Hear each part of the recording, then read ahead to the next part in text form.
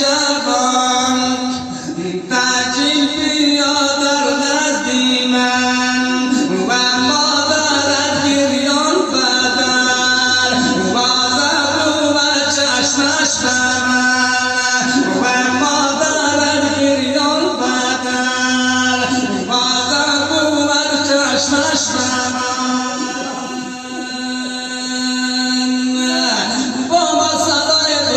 شوشای منک جوان جبشته را برگردان مادر این بچه آمده در مغزه مرا محکم گرفته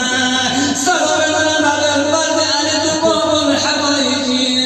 من بچه‌م را از تو میخواهم